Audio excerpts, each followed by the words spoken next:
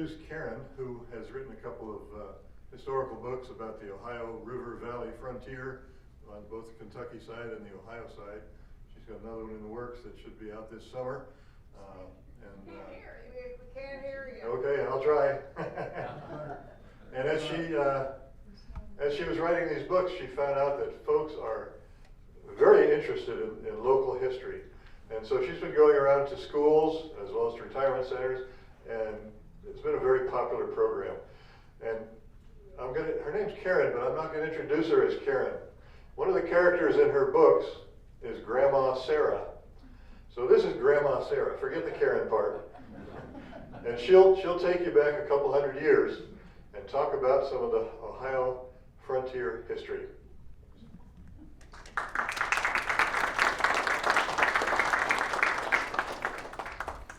Well, hello all you fellow pioneers.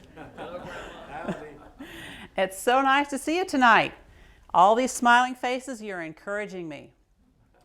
Well, I want to get started with my story tonight, and I'm sure you'll be interested. My story starts back in 1780. Got anybody that's good at math and can tell us how long ago that was? 230 years. 232 years. It's just changed over to the next year, didn't we? So 232 years ago was a very big time for my family. My family lived on the Virginia coast, and we lived in a tenant farm, on a tenant farm. Now, how many of you know what a tenant farm is? What's a tenant farm? Somebody who works on somebody else's land. Right, and you pay a lot of your crop to the landlord. Well, maybe you call it that down in the south, but it was called tenant farm where we lived. So my son-in-law Mark did not like this, and he was a praying man, so he prayed the Lord would let him have his own farm someday.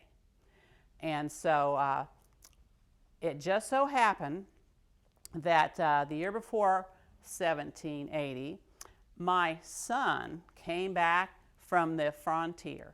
Now, most of you think of the frontier as being out west, but in 1780, the frontier was the Ohio River Valley. That was where the new land was. And so my son, Philip, came back, and he was just so excited about this new land. He said, oh, the rivers are sparkling clear. You can see all the way to the bottom. You can see those giant fish down there just waiting to be caught. And you can see these gigantic trees over 100 feet tall. And you can see plenty of game in the woods. He said it's a wonderful place, and the soil is rich. And the best part is you are allowed to claim your own land merely by slashing your mark on the corners of your property in the trees. Now, that was just the kind of thing that Mark, my son-in-law, wanted to hear. Now, there was a small problem of Indians. Okay, the small problem, Indians lived in the area.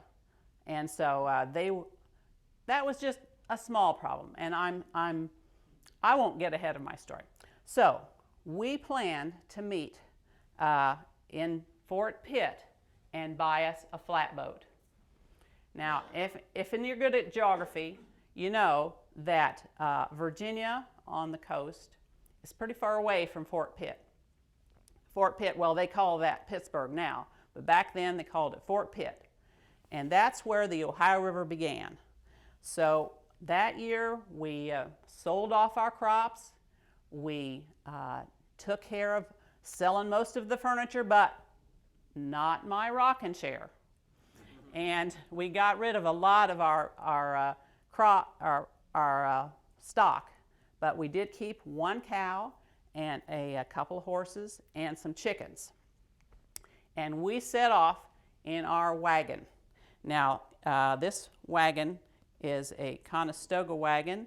Ours wasn't quite like this. It was a regular farm wagon, but we had fixed up a nice cover for it, a canvas cover, and we made hickory bows to hold the cover up, and we packed it full. I'll tell you, my two grandkids and all the stuff we could spare, We packed it full, and we headed up some pretty tall mountains. I suppose maybe you guys been to Pennsylvania. You know they got some pretty tall mountains there, don't they? Well, one of those tall mountains caused one of our axles to break. But as my son-in-law said, we got a whole forest full of axles. So we fixed that up. Part of the time we had to chop our own road.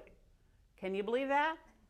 We went on a road that was called Braddock's Road because it was named after the British general that thought he was going to take Fort Pitt back when it was Fort Duquesne. And he chopped it through like 25 years before that, and so those trees were growing back by now. And some of the places we had to chop our own road. But we finally got there.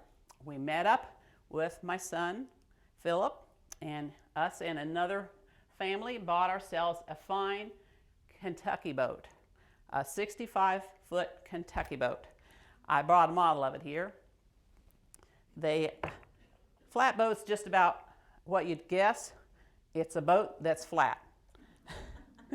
But it did have a nice cabin on it. And this front part here is where we kept our stock.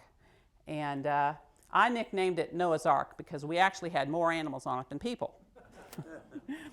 But we'd cook in this cabin part on our trip and sailing down the Ohio. Now that was also a pretty exciting journey.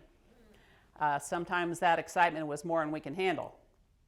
We had one time, one of the young ladies, well actually, I'm getting a little ahead of my story. We had two other flatboats that we went in with, and we hired ourselves a guide because we knew it was a dangerous trip. In fact, some people have said the Ohio River is the most dangerous river in the whole country because it has currents and snags and not to mention Indians beside it. We floated down the Ohio. The left-hand side was what was available land. The right-hand side was not available. That was where the Indians were allowed to stay. Now, I suppose you might have guessed that the Indians didn't always stay on that side. Well, before we got to the place where we're going to settle, something so bad happened that I almost wished I'd stayed home. Our grandson and his friend were captured by Shawnee Indians. And it was because they didn't stay with our little camp where we'd stop for the night. They went upriver a little bit. They thought they were going to measure a gigantic tree. And you know what? There was no way we could catch up with them. They were gone by the time we figured out what had happened. We could tell by the tracks and the hoof marks of the Indian horses that there was no way for us to catch them.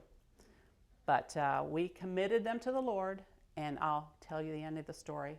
They did get brought back home. But that was 4 months later, and they sure learned a lot about Indians in between times. But I'm not telling you that story tonight. If you want to know about that story, that's a pretty long story.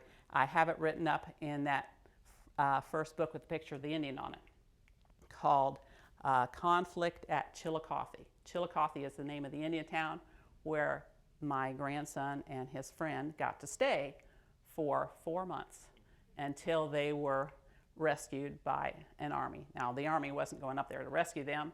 The army was there because they were going against the Indians. The Indians had been acting up too often, and so they sent a batch of militiamen up there to burn the Indian towns and run off the Indians so they wouldn't bother us anymore. But that's another story. It's a pretty sad chapter of our history, so we try to look at it from their point of view. And yes, we were taking away their hunting grounds. Even though we thought that we had made an agreement to buy them, the Indians didn't really feel like you could sell land because, you know, you can't sell air, and the land is there for everyone to use, so, you know, that's what they wanted to use it for. But that's the different part of the story that I'm really not telling tonight. So here we are.